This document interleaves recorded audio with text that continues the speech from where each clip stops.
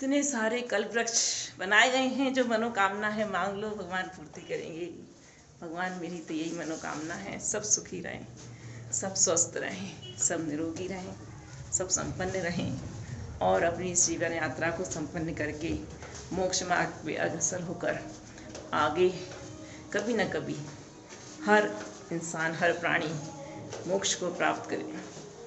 हम मंदिर क्यों आते हैं? हम मंदिर इसलिए आते हैं कि हम भी भगवान जैसे बने एक दिन। भगवान ने राग द्वेष का त्याग करके वीतरागता को अपना लिया है।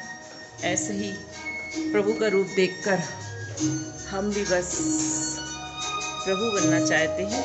ये एक और ऊपर की मंजिल पर भी सेम समस्मरण है जैसा नीचे था। आओ दर्शन करते हैं। ये देखिए ताले में कितनी सुंदर रचना बनाई गई है प्रभु के। ये तो सर्व संकट निवारक, ये तो भक्तामर की रचना है, बहुत सुंदर।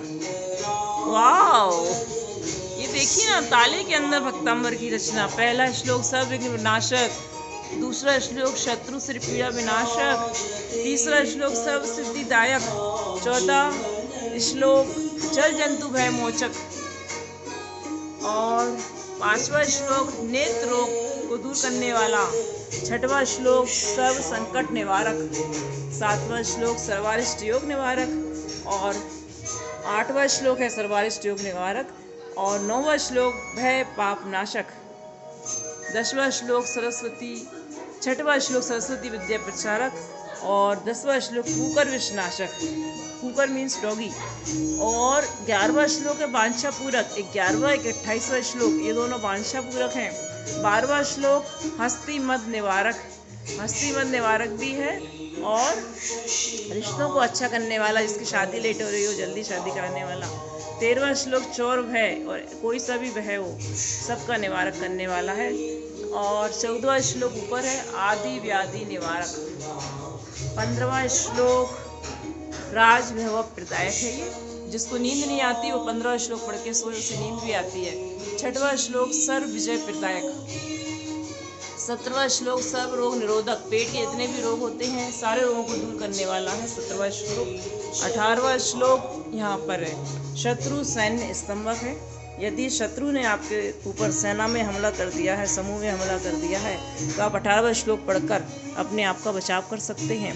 19वां श्लोक पर विद्या छेदक है, मतलब यदि कोई ने आपके ऊपर टोना टोटका कर दिया है तो आप 19वां श्लोक पढ़ के आप उसको दूर कर सकते हैं।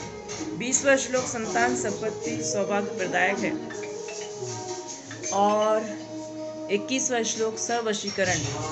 सर्ववशीकरण से मतलब ये नहीं कि आप किसी को भी वश में कर लें। सर्ववशीकरण से मतलब ये कि घर में यदि आपकी नहीं चलती है और आप सही बोल रहे हैं तो भी नहीं चलती है, आपकी चलना चाहिए, तो वो आपके वश में हो जाते हैं क्योंकि आप सही हैं, इसलिए सर्ववशीकरण। और 22वां श्लोक भूत पिशाच बाधा निरोधक होता है और 23वां श्लोक प्रेत बाधा निवारक। 24वां श्लोक श्रो रोग नाशक। एक दूसरा श्लोक श्रो रोग नाशक था, एक 24वां श्लोक श्रो रोग नाशक है। आपकी आंखें कमजोर हो गई हैं, आंखों में कोई रोग हो गया है, 25वां श्लोक पढ़िएगा, 9 बार दृष्टि दोष निवारक होता है ये। और 26वां श्लोक कहाँ है? 26वां श्लोक तो मैं दिख ही नहीं रहा। 26वां श्लोक होना तो चाहिए, नहीं दिख रहा, भूल गए क्या ये लोग बनाना। ये 27वां है शत्रु उन्मूलक, 28वां है अशोक वृक्ष प्रातिहारी, 19वां है, 29वां है सिंहासन प्रतिहारी है, 30वां चमर प्रातिहारी है, 31वां छत्र प्रातिहारी है, 26वां ये रहा आधा शिष्य प्रसव पीड़ा विनाशक है। 36वां देखिए कितने बड़े ताले में बना हुआ है, क्योंकि इस श्लोक की अलग ही महिमा है। मैंने भी इसी श्लोक पर PhD किया है। 26वां और 34वां प्रेगनेंसी पर, गर्भ संस्कार देती हूँ मैं पूरे 9 मंथ। जिसको भी लेना हो मेरे से संपर्क कर सकते हैं। मैं डॉक्टर मनीषा जैन, मेरा नंबर है 9752666171। एक बार फिर से बोल देती हूँ 9752666171। ये देखिए 32 नंबर का सर्व संकट मोचक श्लोक है। 33 नंबर का पुष्प प्रातिहारी, इससे बुखार भी दूर होता है। 34 नंबर का भामंडल प्रातिहारी आपकी रक्षा करता है और गर्भवती माता की भी रक्षा करता है। जब कोई माता गर्भवती हो जाती है तो उसे पूरे 9 महीने 34वां श्लोक पढ़ना चाहिए। दिव्य धनी पात्यारी 35वां श्लोक। 36वां लक्ष्मी प्रदायक है।